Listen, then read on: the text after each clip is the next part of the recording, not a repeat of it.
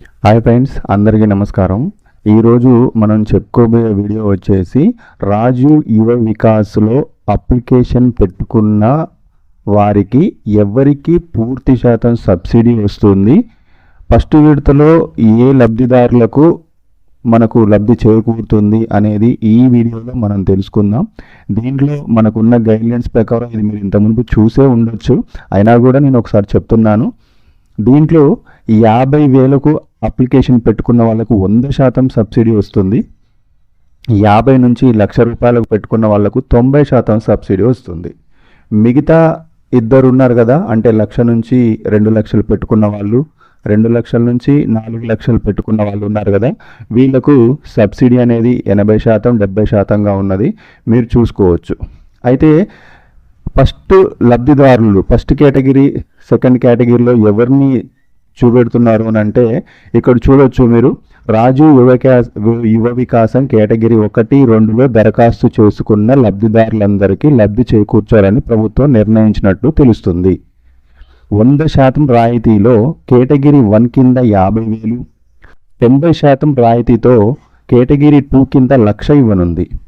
ఈ రెండు కేటగిరీలకు కలిపి అతి తక్కువగా 1,32,000 దరఖాస్తులు రావడంతో సర్కారు ఈ నిర్ణయం తీసుకున్నట్లు వార్తలు వస్తున్నాయి. 4 లక్షల యూనిట్ల కోసం అధికంగా దరఖాస్తులు వచ్చాయి.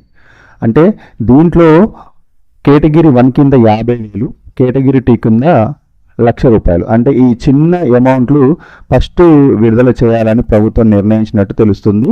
అందుకనే 50,000కు ₹1,00,000కు అప్లికేషన్ పెట్టుకున్న వాళ్ళు ఇన్కమ్ సర్టిఫికేట్స్, వాళ్ళు ఏజ్ 21 నుంచి 55 ఉండాలి.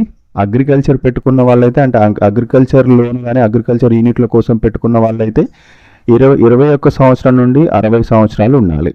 వీళ్ళు రిక్వైర్డ్ డాక్యుమెంట్స్ ఏం దగ్గర ఉంచుకోవాలి అని అంటే Aadhaar card, ration card, caste certificate. ఇప్పుడు తెలంగాణ నుంచి ఇచ్చిన క్యాస్ట్ సర్టిఫికేట్ తీసుకోండి, ఇంతకుముందు పాతది ఉంటే వద్దది. పర్మనెంట్ డ్రైవింగ్ లైసెన్స్, మీరు ట్రాన్స్పోర్ట్ సెక్టార్ ఆటోలు కానీ కార్లు కానీ అట్లాంటివి ఏమైనా పెట్టుకుంటే కంపల్సరీగా పర్మనెంట్ డ్రైవింగ్ లైసెన్స్ అనేది ఉండాలి. అగ్రికల్చర్ ఎక్విప్మెంట్ కోసం పెట్టుకున్నట్లయితే పట్టాదార్ పాస్బుక్ అనేది ఉండాలి. మీరు ఒకవేళ సదరం అంటే హ్యాండిక్యాప్డ్ అయి ఉంటే సదరం సర్టిఫికేట్ తప్పనిసరిగా ఉండాలి. పాస్ ఫొటోస్ ఉండాలి. దీంట్లో లేడీస్కు ఫస్ట్ ప్రాముఖ్యత ఇస్తున్నారు, మరియు డిజేబుల్ పర్సన్ అంటే హ్యాండిక్యాప్డ్కు ఎంత పర్సెంట్ అనేది ఇక్కడ చూసుకోవచ్చు. ఉమెన్ క్యాండిడేట్కు 25% ఉంది, అంటే ఫస్ట్ వీళ్ళకు 20% లోన్స్ అనేది పక్కన పెట్టి వీళ్ళకి ఇవ్వడం జరుగుతుంది. ఈ మన డిజేబుల్ పర్సన్కి మాత్రం 5%గా ఉన్నది. ఓకేనా?